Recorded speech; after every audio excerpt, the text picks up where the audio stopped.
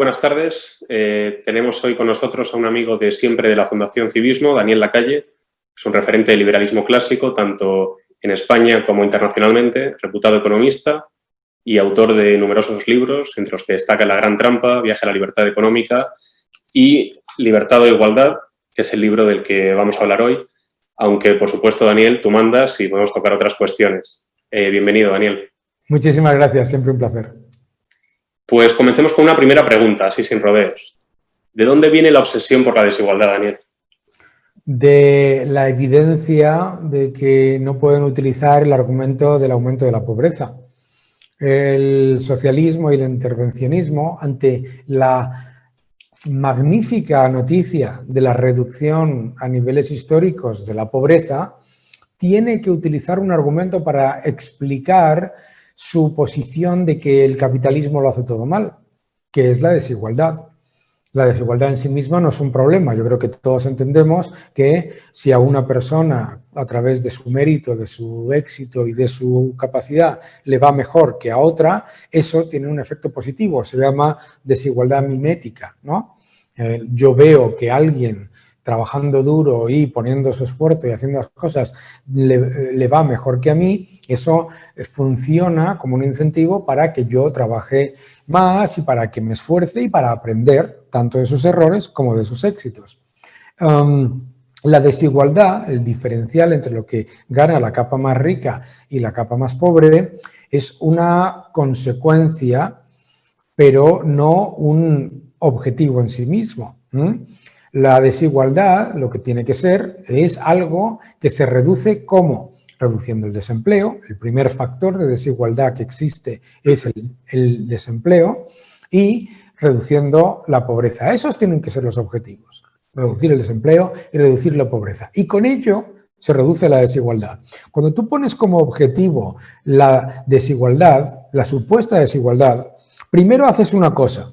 Hablas de la desigualdad en el sector privado entre los más ricos y los más pobres, pero no hablas de la desigualdad entre los que dependen o funcionan para la actividad gubernamental, todo lo que es el aparato gubernamental y el resto.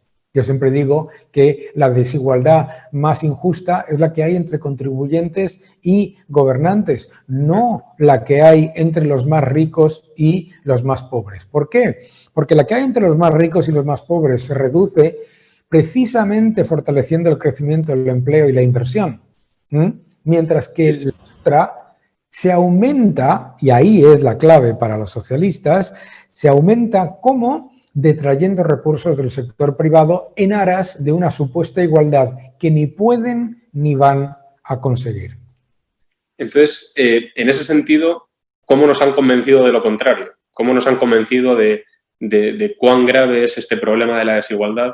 ¿Ha sido sencillamente a través de, no sé, tergiversar los datos, utilizando métricas comparativas o que miden realmente el riesgo de pobreza o de exclusión social, ¿no? Como el famoso indicador AROPE, o ha sido una cuestión de repetición, ¿no? Como dices tú en tu libro, de mantras, ¿no? Como aquello de que los ricos no pagan impuestos?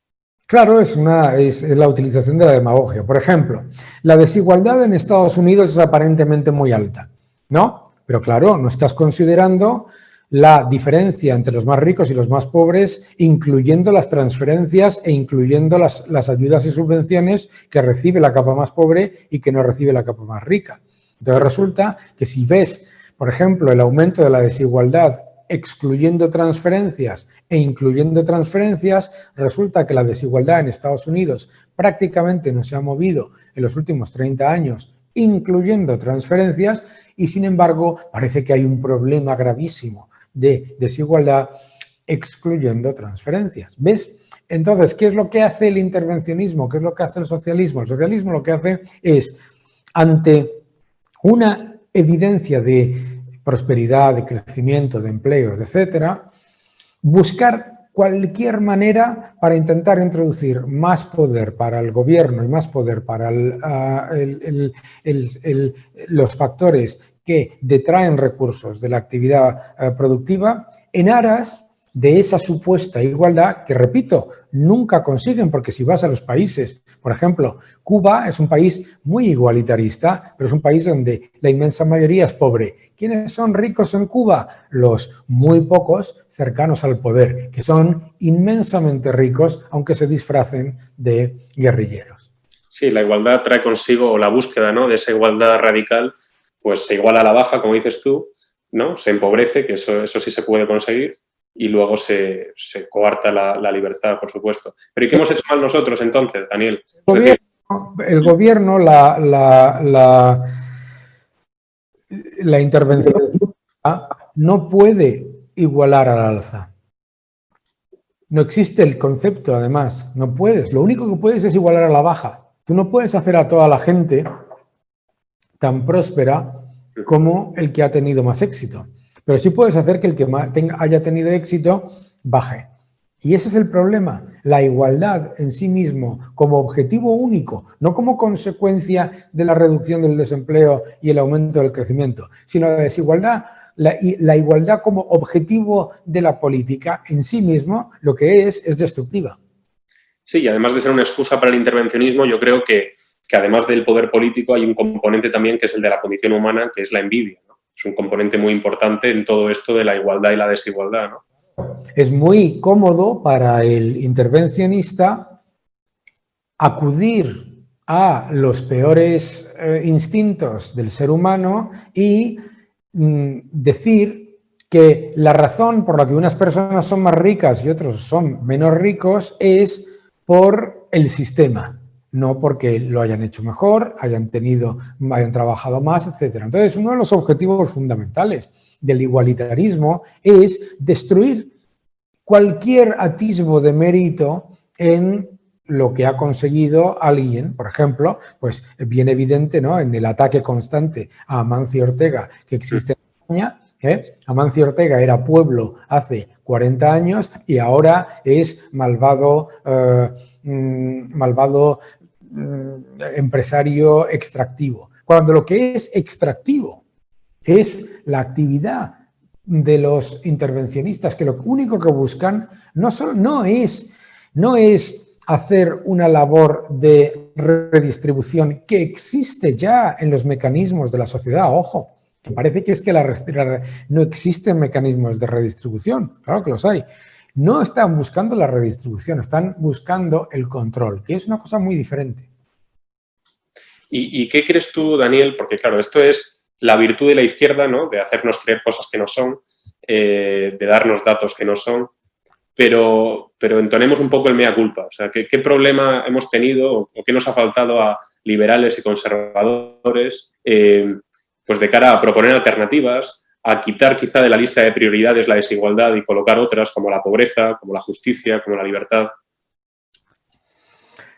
Yo creo que varios. El primero es imposible de solucionar, ¿no? El votante y el defensor de los dogmas de la izquierda funciona en realidad como en una secta. Acepta la completa hipocresía y las incongruencias del discurso de la izquierda sin la más mínima cuestión. En realidad funciona, como te digo, exactamente igual que una secta. Cuando el gobernante de izquierdas a la vez se presenta como un defensor de la democracia mientras defiende dictaduras comunistas, a la vez se compra un chalet en Galapagar mientras dice que los ricos son malos, a la vez gasta en asesores con dinero despilfarrador de una manera brutal, mientras habla de que los pobres no tienen para comer, etc.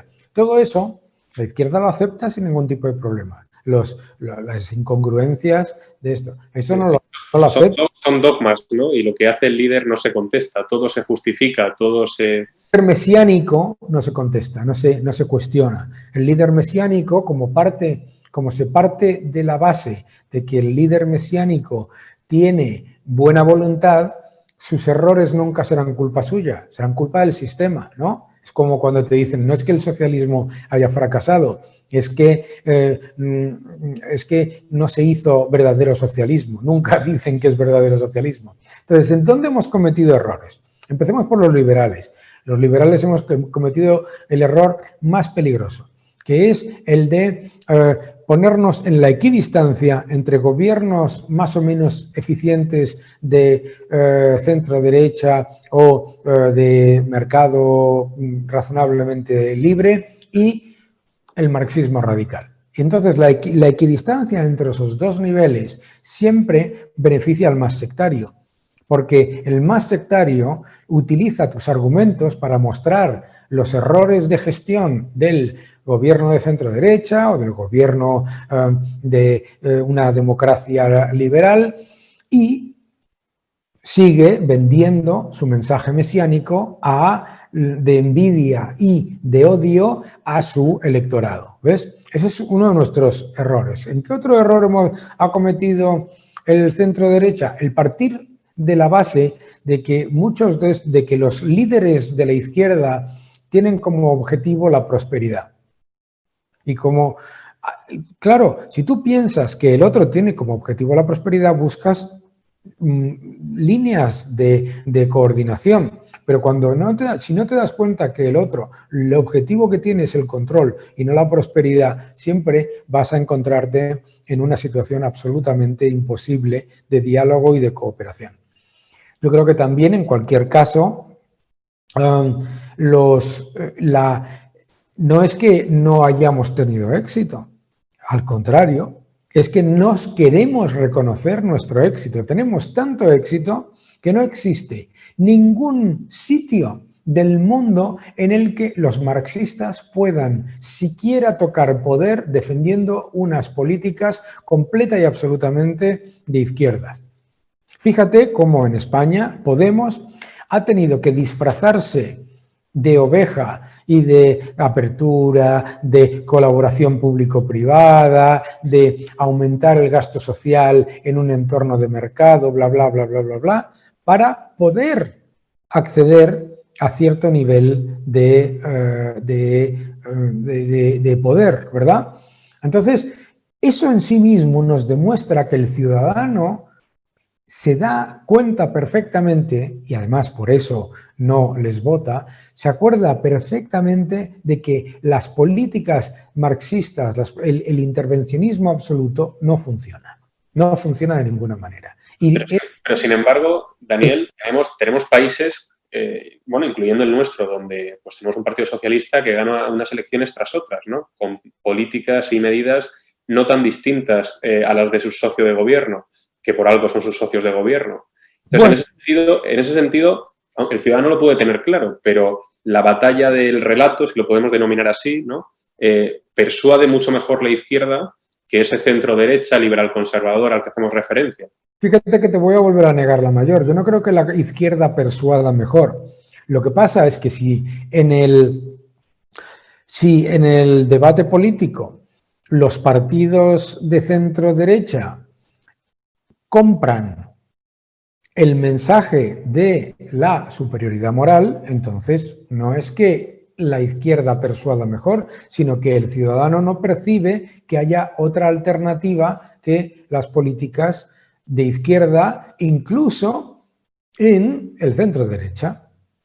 Y yo creo lo contrario, yo creo que además, si algo nos ha demostrado esto que han llamado el avance del populismo, es que los ciudadanos precisamente rechazan la idea de aumento del poder de los entes supranacionales, aumento del poder de los gobiernos, etcétera, etcétera. Yo creo que no. Yo creo que, fíjate, lo que pasa es que es verdad que el centro-derecha debe reconocer sin complejos, sin el más mínimo complejo, que tenemos razón y que los otros, y que la ideología de izquierda no solamente es ineficiente e ineficaz desde el punto de vista de resultados, es que es inmoral desde el punto de vista de los objetivos. Y esto es lo más importante. Lo más importante es decir, sin lugar a dudas y sin ningún problema en los medios de comunicación y donde haga falta, como hacemos muchos, que lo que nos está diciendo la otra persona no solamente está equivocado en cuanto a ser una política que no vaya a funcionar en cuanto a resultado, sino que es inmoral y además completa y absolutamente rechazable como principio. Esto es muy interesante. De hecho, ahora que hablamos de persuadir y demás, me ha venido a la mente toda la cuestión del adoctrinamiento, ¿no? que está haciendo la izquierda, o que hace la izquierda habitualmente, ¿no? Como modus operandi. Entonces, en ese sentido, he recordado un artículo que publicamos hace poco en nuestra web sobre la batalla cultural. Y la pregunta de la que partía el artículo era si se puede dar la batalla cultural respetando la libertad, o si nos vemos abocados a una guerra total donde lo que busca cada facción es el adoctrinamiento. Entonces, no cabe duda que el adoctrinar puede parecer a priori más sencillo, pero claramente no respeta la libertad, ¿no? Entonces, en ese sentido, ¿tú crees que los defensores del liberalismo partimos con una cierta desventaja? No. Precisamente porque tenemos unas reglas del juego que son respetuosas con la libertad personal. Bueno, claro, en el sentido de que, claro, es que una persona liberal como yo acepta sin ningún tipo de problema que una persona marxista, chavista, de izquierda radical o intervencionista hable libremente y exponga libremente sus opiniones, por supuesto. Pero no al revés. Mientras que al revés no ocurre. De ahí mi crítica constante a algunos foros liberales que por generar un poco digamos, de batalla o de polémica, invitan a foros liberales a Juan Carlos Monedero, o a Errejón, o a lo que sea, y yo digo, bien, a mí eso me parece estupendo. ¿Cuál es el problema? A mí no me han invitado jamás a ningún foro de Podemos, ni a ninguna cosa. De hecho, me vetan, ¿no? Y me vetan en los medios cuando pueden y tienen poder, etcétera, etcétera, etcétera. Pues efectivamente, lo maravilloso y a la vez peligroso, no. Lo maravilloso que tiene defender la libertad es que defiendes la libertad, no solamente tuya, sino la libertad de tu enemigo. Y eso en sí mismo es la muestra de la superioridad moral de nuestras ideas. Tú hablabas antes de adoctrinamiento y de convención, ¿no? Hablabas de, perdona. Que si puede competir la educación, ¿no? O el lanzar propuestas con el adoctrinamiento explícito de la izquierda. Fíjate si puede competir. La izquierda, y sobre todo la izquierda más radical, se ha adueñado del discurso en la educación y en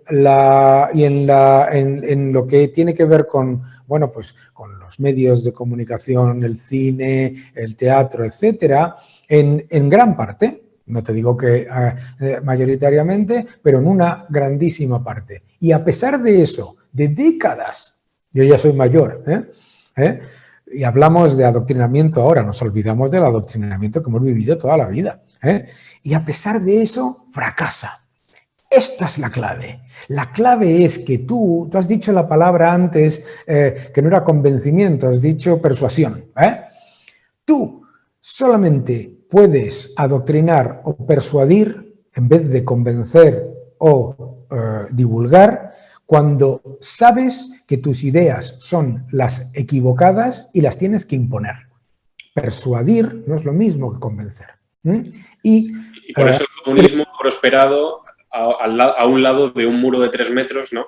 Con torres de vigilancia y ametralladoras, ¿no? Claro, entonces es maravilloso la evidencia que les revienta que se lo recuerdes, que tienen el control en la educación pública, en los medios de comunicación en muchas ocasiones, tienen el control en muchas partes de lo que es la industria cinematográfica, de la industria del teatro, etcétera, particularmente en los países donde más subvencionados están, y a pesar de todo, fracasan. ¿Por qué? Porque los ciudadanos no nacemos intervencionistas, marxistas o socialistas. Nos tienen que convencer primero de una cosa que es falsa, que no somos solidarios por naturaleza y que somos malos y que por lo tanto tiene que venir alguien mesiánico, no sé por qué esa persona no va a ser mala, a taimar y suavizar nuestros instintos animales. Y la evidencia del ciudadano, cada día, es que los ciudadanos como individuos son muchísimo más solidarios que la masa guiada por un grupo de intelectuales intervencionistas. Y ahora tocaremos el tema de la solidaridad y de esa dimensión social del ser humano. Pero yo quería rescatar un tema que has tocado antes, que es el argumento moral. La superioridad moral, el argumento normativo, ¿no? Entonces, tu libro se titula Libertad o Igualdad, como si hubiese que elegir entre las dos. Sin embargo, tú das el argumento de que a mayor libertad, mayor prosperidad, mayor, ¿no?, desarrollo económico y también mayor igualdad económica. Entonces, un problema al que creo que nos enfrentamos los defensores del liberalismo es que a menudo o casi siempre queremos tener razón en todos lados, ¿no?, tanto por la vía de la evidencia empírica como por la vía normativa. Entonces, este es un ejemplo. ¿La libertad es un bien moralmente deseable? Sí, creo que esto es evidente para todos. O quizá no tanto, pero bueno. ¿Es moralmente deseable? Sí, argumento normativo. Argumento instrumental. ¿Produce mayor prosperidad y mayor igualdad? También, ¿no? Pero imaginemos por un momento que esto no fuera así. Imaginemos que a mayor libertad, o sea, que la libertad no trajese consigo necesariamente mayor prosperidad y mayor igualdad económica. Aún así merecería la pena defender la libertad. ¿Y por qué en ese sentido, por qué crees tú, Daniel, que en esa ponderación de bienes, por denominarlos de alguna forma, la libertad de estar en lo alto de la pirámide? A ver, es que es un argumento perverso. Fíjate que tú tienes que llegar a la conclusión, para rebatir la importancia de la libertad, tú tienes que llegar a la conclusión de que, ¿y si la libertad no llevase a mayor prosperidad y mayor bienestar? ¿Cómo que easy? No. Que lo trae consigo. La evidencia empírica es que la libertad lleva, sin lugar a dudas, a mayor prosperidad y mayor bienestar. Porque... Pero esto lo sabes tú, Daniel, lo sé yo, lo saben los que leen tu libro, pero la opinión pública mayoritaria lo que lee es que en España la desigualdad crece, que en España la pobreza absoluta crece y campa a sus anchas, que el mundo jamás ha sido más desigual, aunque la evidencia empírica sea contraria a estas afirmaciones. Hasta que les toca la lotería. Mira, yo recuerdo que un grupo de personas muy inteligentes que se presentaron a un concurso de televisión en el que estuvieron durante mucho tiempo y ganaron un gran premio, se enfadaron muchísimo porque cuando vieron el premio que habían ganado, la mitad se la llevó Hacienda. Y entonces uno de los concursantes dijo: nosotros estamos a favor de impuestos, pero es que nos han tratado como si fuéramos ricos. Es que erais ricos. Sí, sí. Es que eran ricos. Entonces, una de las cosas que los ciudadanos entienden perfectamente cuando se levantan todos los días para crear riqueza y para generar empleo y para mejorar, es que la interacción entre ciudadanos libres que con un objetivo en el que hay unas reglas comunes, las reglas comunes no significa más Estado, significa que nosotros ponemos una serie de reglas por las cuales todos funcionamos en aras de un bien mayor. Es lo mismo que en una familia. Entonces, todos entendemos que la manera en la que se consigue todo eso de manera mejor es con la interacción libre de cada uno. Por supuesto, alguno se equivocará. Alguno decidirá tomar la senda del mal, absolutamente. Pero no puedes tomar la decisión de que porque puede haber en algún momento el riesgo de que alguien haga el mal, partir de la base de que todos somos inherentemente malvados y... estar por el intervencionismo, claro. Claro. Porque lo que nos demuestra la evidencia es lo contrario. Entonces tú decías que, claro, el ciudadano lee todo eso. Claro que lo lee. Claro que lo lee y a lo mejor incluso lo compra. Pero en su día a día, cuando hablas incluso con personas que tienen comprado ese mensaje, etcétera, resulta que, oh sorpresa, ¿a quién le echan la culpa de los problemas de España? No sé, no te creas tú que se la echan a Amancio Ortega o a... Bueno, lo hemos mencionado 2 veces, que nos perdone, pero lo digo porque está todo el día, lo utilizan constantemente. Es un gran hombre, sí, sí. Es otra demostración de por qué España tiene tan pocos ricos, que siempre se habla del mismo. Pero bueno, fuera de bromas. El ciudadano medio, cuando está hablando, cuando estás hablando con personas, con hombres, mujeres de todos lados, ¿a quién le echan la culpa de los problemas de nuestro país? Al gobierno. A los políticos. Políticos. A los políticos. Y la razón por la que le echan la culpa de los problemas a los políticos es porque en su día a día, por mucha propaganda y por mucha historia que vea, no le echan la culpa de los problemas de su pueblo al pescador que le ha ido muy bien, ha abierto un restaurante, le ha ido muy bien, se ha hecho rico y pasa por el pueblo con un Mercedes.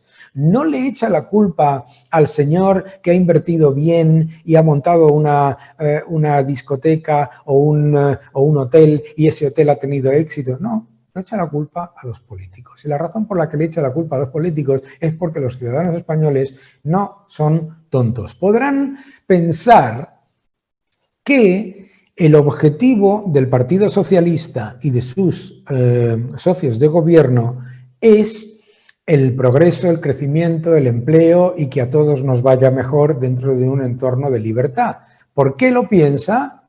Porque les engañan diciéndoselo, pero no son capaces. Esto es clave. Ningún marxista puede ganar unas elecciones en este país. Julio Anguita, que mis padres lo conocían bastante, siempre lo decía. Es imposible ganar las elecciones con un discurso marxista. Tienes que venderlo como un discurso liberal. Como un discurso liberal clásico, porque eso es lo que nos venden. Sí, sí, sí.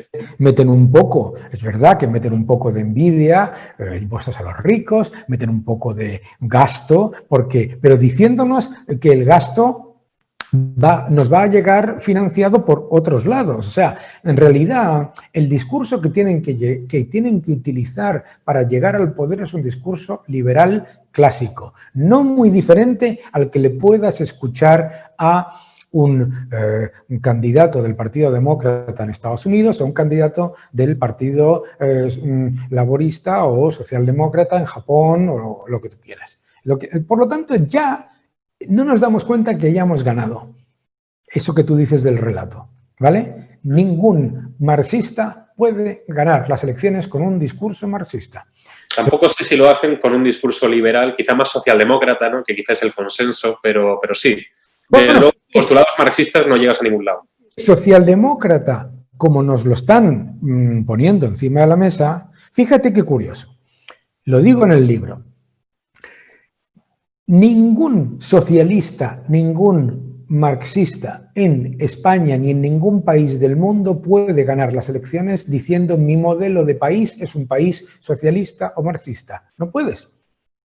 No puedes porque son un fracaso absoluto. ¿Qué tienes que utilizar? El subterfugio de los países nórdicos, que son países que son líderes en facilidad para hacer negocios, líderes en libertad económica, líderes en flexibilidad laboral, líderes en flexibilidad y atracción de inversión y capital, con una competitividad fiscal mayor que la de España. Entonces resulta que tienes que utilizar un modelo liberal clásico como ejemplo para poder llegar al poder. Siquiera llegar al poder. Y encima no llegas al poder por mayoría, llegas al poder por coalición. Esto es muy importante. Esto es importante porque piénsalo. Ese argumento que tú me acabas de decir de que la izquierda gana de goleada, el argumentario, está completa y absolutamente desmontado en toda Europa.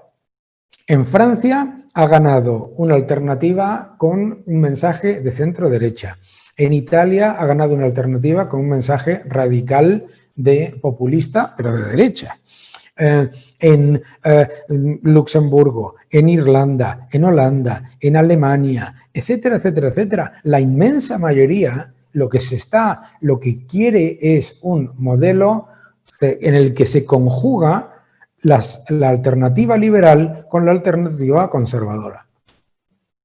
Sí, aunque ese populismo de derechas que has mencionado al final es un mercantilismo que no dista tanto de algunas propuestas de la izquierda, pero sí, te compro el argumento, te compro el argumento. Es importante que tú y yo aquí lo desmontemos. El mercantilismo no tiene en ningún sitio nada de izquierda. El mercantilismo nos podrá gustar o no gustar, yo no estoy a favor del mercantilismo para nada, pero el mercantilismo, ojo, y la izquierda son... Sí, serán contrapuestos, pero hay una suerte de proteccionismo, de un intervencionismo estatal en la economía, Daniel. Compensar en el proteccionismo y en el intervencionismo a favor del intervencionismo mercantilista. Lo digo antes de que vengan los 4 troles de siempre, los que yo estoy en desacuerdo, ¿vale? Bien, ya que ha quedado claro. Ojo con identificar eso con izquierda. No. Es importante diferenciar el intervencionismo de izquierda con el intervencionismo como cualquier concepto. Y desde luego no es lo mismo, ¿vale? Porque entonces ahí es donde sí gana la izquierda. Ahí es donde sí gana la izquierda. Si tú le dices a la izquierda, es que las propuestas proteccionistas de Podemos y las de Trump son las mismas. ¿Pero qué dices? ¿Sabes? Pero ¿qué dices? ¿A quién se le ha ocurrido semejante sandez? ¿No? No te digo, y eso no significa defender el proteccionismo, vuelvo a mis 4 troles liberales, libertarios favoritos, no significa defender el proteccionismo, significa identificar qué es la izquierda, que es una gran diferencia con lo que es la derecha y el centro derecha. Daniel, vamos a la propuesta estrella de tu libro, el capitalismo social. Sí. ¿Qué narices es esto del capitalismo social? ¿Es un concepto nuevo? ¿Tiene algún recorrido? Bueno, el capitalismo social es lo que hemos estado hablando todo el rato. Primero, el capitalismo social y la razón por la que yo hago aposta para fastidiar a los 4 troles, ya 5, uno de ellos bastante mediático, que se han puesto nerviosos conmigo, primero es recuperar para todos los defensores de la libertad la palabra social, ¿vale? Porque, claro, si nos roban las palabras que permean todo lo que defendemos, entonces sí que el argumentario lo perdemos, ¿vale? Si nos utilizan el término justicia social para lo que es en realidad aleatoriedad política, si lo que nos dicen es gasto social para lo que es en realidad despilfarro burocrático, entonces claro que perdemos el argumentario. Capitalismo social, sí señor. Es una redundancia, porque el capitalismo es social, pero es una redundancia hecha a posta. Es una redundancia hecha porque es mostrar que la combinación de una sociedad vertebrada de una manera seria, en la que claro que no estoy abogando por la desaparición del Estado, claro que no estoy abogando por la desregulación de todo, claro que no estoy abogando por la desaparición de las instituciones públicas, no.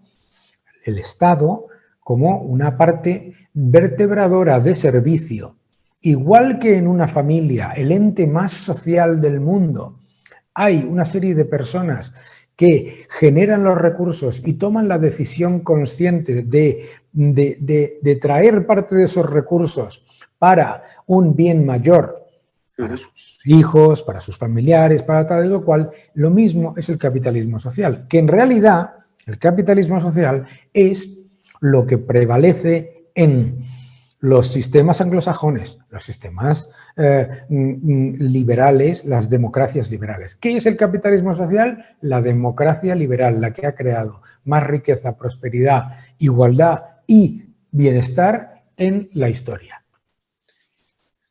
Me convence, me convence. Yo te lo compro. Aunque sea redundante, yo creo que haces muy bien en rescatar esa palabra del argumentario de la izquierda. Y hay que fastidiar, porque es que me encanta dos cosas, me vas a permitir. Primero, esos no cuentan, los 4 troles libertarios que se enfadan por utilizar la palabra social, pobrecillos, pero los otros están enfadadísimos con que haya utilizado la palabra social en un libro que lleva vendidas 3 ediciones y que está teniendo mucho éxito en Latinoamérica, en España, etcétera, etcétera, etcétera. Eso es lo que les revienta. Ya en sí mismo es un éxito. Pues hablando de esos otros a los que les revienta, voy a hacer un poco de abogado del diablo, aunque ese nunca es buen cliente. No. Y entonces, vamos a hablar de alguna posible crítica a algunas de las dimensiones de ese capitalismo social. Entonces, Bien. una de las cosas que dices en tu libro es que dentro de ese capitalismo social, pues se pueden dar ocasiones en las que el mercado busca realizar inversiones, ¿no?, en bienestar social que sean pues más eficaces, eficientes, sostenibles que las que hace el Estado. Ni que decir tiene que no tienen el monopolio y que además no se costean a través de impuestos, ¿no? Entonces, una posible crítica puede ser, Daniel, que esto no se trata sino de otra vuelta de tuerca de la responsabilidad social corporativa o de una partida incluso, si me apuras, de marketing que luce bien y que busca, en definitiva, beneficios para la empresa, pero que no es sino una licencia que la empresa debe adquirir o un peaje que tiene que pagar para operar en el mercado. A ver, una empresa en sí misma, empresa, ¿vale? Empresa, lo dice la palabra, ¿vale?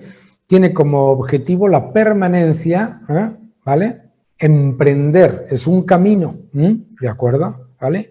Una empresa, por supuesto que se debe a sus accionistas y a los que se llaman stakeholders, todos los que están alrededor. Si yo monto una empresa allí enfrente, claro que me debo también a los restos de los vecinos. O sea, una empresa es un ente social, ¿de acuerdo? Entonces, primero te voy a negar la mayor, eso de que la responsabilidad social corporativa es una especie de ejercicio de marketing sin ninguna rentabilidad y sin ningún... No, completamente equivocado.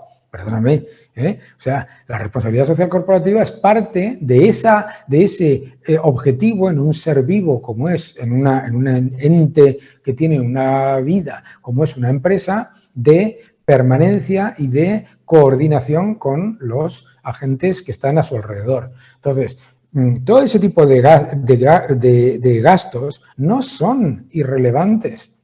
Son positivos y además hacen a las empresas más eficientes e invertir. Igual, mira, cuando tú vas a Ghana, ¿vale? Tú vas y de repente vas por unas carreteras estupendas, ves unos colegios, ves unos hospitales, ves las casas en los pequeños pueblos tienen una serie de ventajas que antes no tenían. ¿Tú sabes quién ha hecho la inmensa mayoría de eso? Las empresas. ¿Lo han hecho para ganar dinero?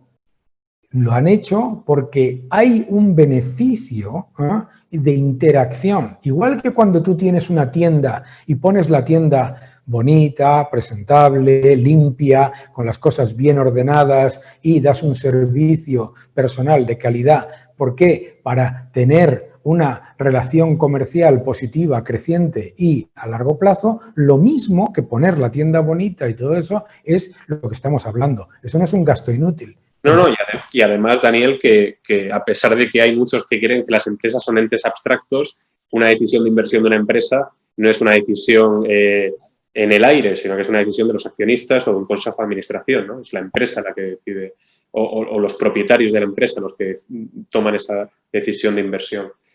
Otra posible crítica, que haces referencia a ella en tu libro, es que en ocasiones cuando hay términos como capitalismo social o similar, se nos acusa o se os acusa, ¿no? De nuevo, porque ha habido aquí un momento...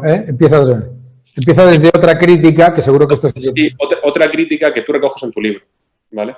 Y es que ante términos como el capitalismo social o similares, en ocasiones se dice que es una especie de transformación del capitalismo, un retraimiento, incluso una adaptación, una reforma ante el creciente peso de lo público o de una regulación asfixiante. Y que en ese sentido el capitalismo está optando por renovarse o morir. Entonces es cierto que no cabe duda que una de las características del mercado es su fortísimo instinto de supervivencia, pero ¿cómo contestarías tú a esta crítica de que esto es un paso atrás del capitalismo, un acomodo, un acoplo a lo que marca el Estado?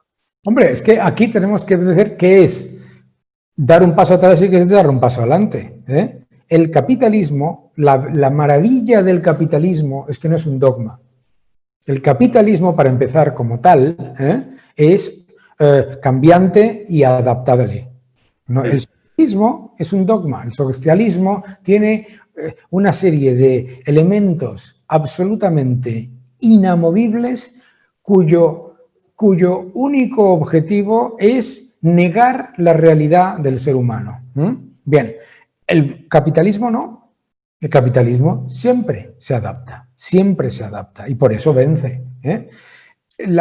Pero la idea que subyace detrás de tu pregunta es, ¿significa adaptarse perder cuotas de libertad para los ciudadanos y para los individuos? No.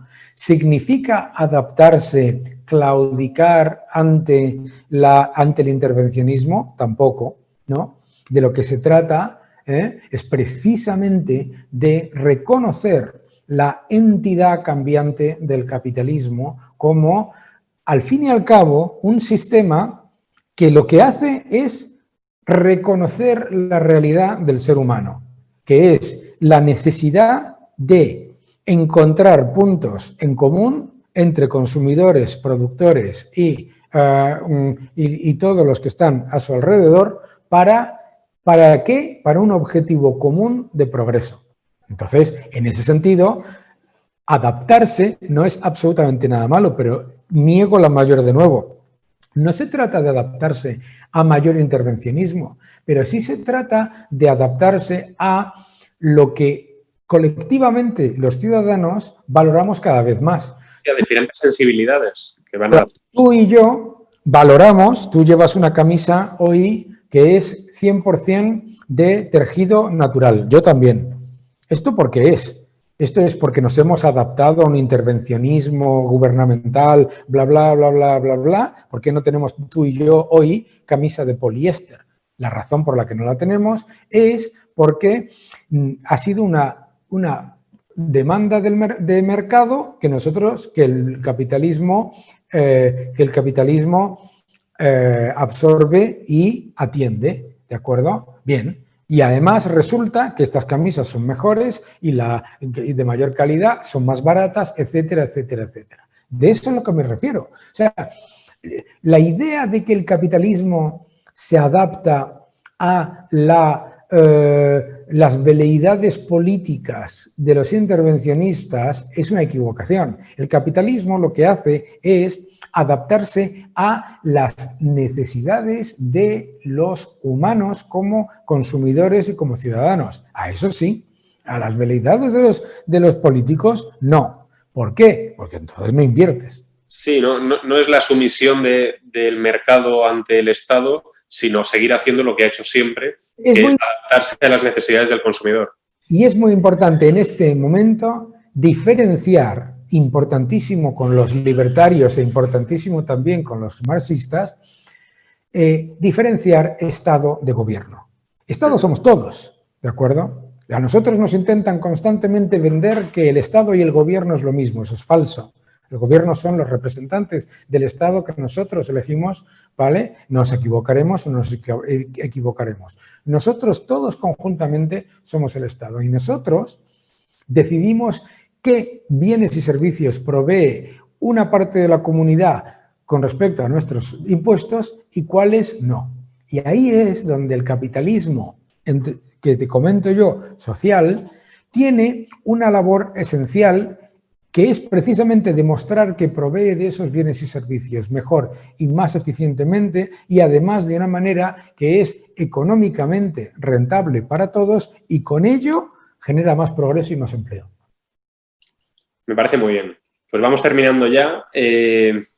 Aunque no sé si un segundo libro que se llamase Libertad e Igualdad, porque al final va a ser libertad ergo igualdad. Yo creo que no hay que elegir entre las dos, ¿no? Por lo que estamos viendo. Aquí el argumento instrumental que hemos visto. El título del libro tiene una lógica, que es, en las circunstancias en las que estamos ahora, nos están diciendo que tenemos que elegir entre libertad o igualdad, ¿vale? No nos están diciendo que la igualdad es una consecuencia de la libertad, sino que tenemos que entregar parte de nuestra libertad a unos políticos que nos dicen que nos van a dar igualdad. De ahí el título del libro. Sí. Y está muy bien puesto. Y está claro que la igualdad aquí no vence, sino que vence la libertad, ¿no? En esta elección, que es la que nos han puesto delante de nuestras narices, ¿no? Pero ¿y qué te parece a ti la igualdad con algún apellido?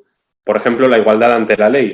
Porque en ocasiones, bueno, esto claramente es, bueno, me parece evidente, ¿no? Que es moralmente deseable y que muchas veces, aunque esté en el texto de la ley, en este caso en la Constitución, no está tan claro en la práctica. De hecho, en aras, ¿no? En esa búsqueda de la igualdad radical, muchas veces lo que se vulnera es el principio de igualdad de los ciudadanos ante la ley. Claro, es que el igualitarismo, como se presenta como una alternativa de superioridad moral, se pone por encima de las leyes y de los mecanismos de convivencia que hemos decidido todos de manera coordinada. Claro, por eso es anticonstitucional, anti-iglesia, anti-defensa, anti-todo, y luego, por supuesto, no da igualdad, pero eso da igual, porque su objetivo no es la igualdad, sino el control, pero claro. Pero en cualquier caso, igualdad ante la ley es muy importante recordar que la razón por la que tenemos una democracia que, con todos sus errores, funciona, es porque tenemos unas instituciones independientes, tan independientes que aunque el gobierno quiera que hagan una cosa, resulta que hacen otra, en muchas ocasiones cuando están en desacuerdo. Yo creo que muchas veces los españoles tendemos a ser extremadamente críticos con nuestro país cuando cualquier persona que viene de cualquier país del extranjero, una de las cosas que le impresiona es la independencia de nuestras instituciones en general. Y por eso, precisamente, la izquierda tiene emprendida la cruzada, ¿no?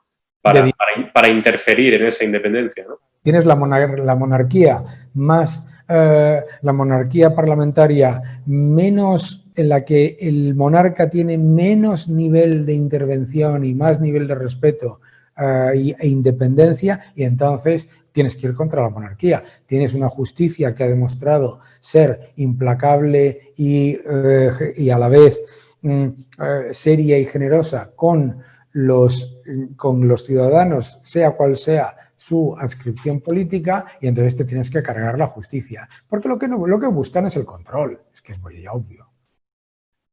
Así es. Bueno, pues nada, Daniel, yo creo que hemos tocado algunos temas de tu libro. Ha sido un placer charlar contigo. Espero que podamos repetir pronto y, a ser posible, en persona, si la situación lo permite.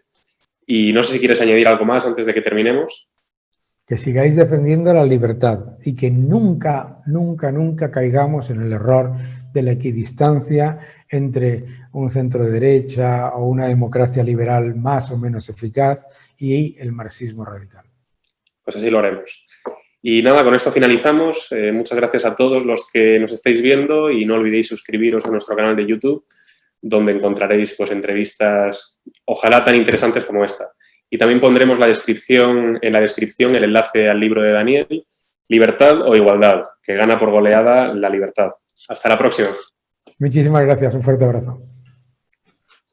Bueno, Daniel, un placer, ¿eh? Muchísimas gracias, ¿eh? No te quito más tiempo y nada, ha sido un gusto.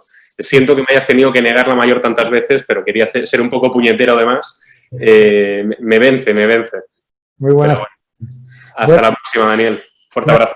Todo. Gracias.